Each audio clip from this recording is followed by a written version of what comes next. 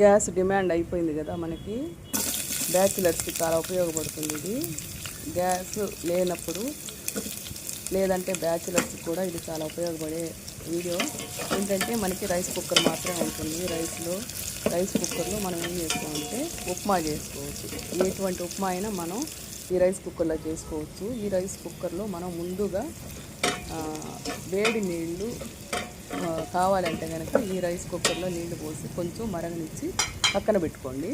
తర్వాత పోపు పెట్టేసి ఇవన్నీ వేసి మీరు కొంచెం ఫ్రై చేసిన తర్వాత ఉప్మా రవ్వ వేసి కొంచెం కలిగి పెట్టేసేయండి. నేను వేయాల్సినవన్నీ వేసాను. మీరు ఇంకా వెజిటబుల్స్ వేసుకోవచ్చు, క్యారెట్, బీన్స్ ఏవైనా వేసుకోవచ్చు.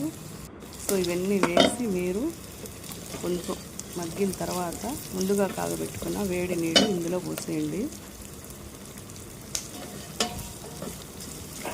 ఇప్పుడు వేడి నీళ్ళు పోస్తున్నాను. కొంచెం ముందుగా కాగబెట్టుకున్న నీళ్ళు వేసేసి మీరు కొంచెం అది మూత పెట్టి మరగబెట్టండి.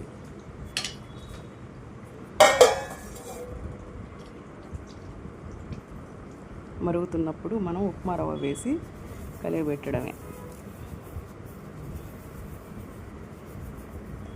కొంచెం కొంచెంగా వేయాలి ఉప్మా రవ్వ.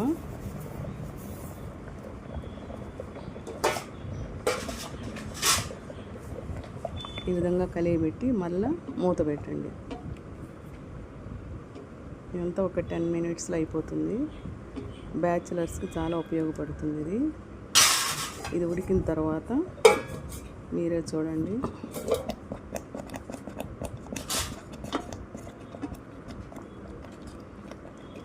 కొంచెం గట్టిగా ఉంది అనుకుంటే కనుక ఇంకొంచెం వేడి నీళ్ళు పోసుకోవచ్చు.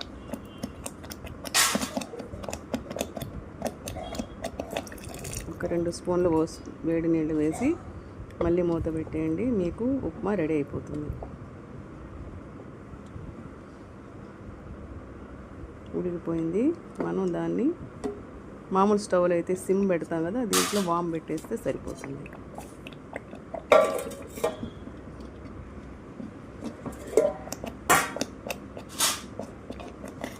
ఉడికిపోయిందండి.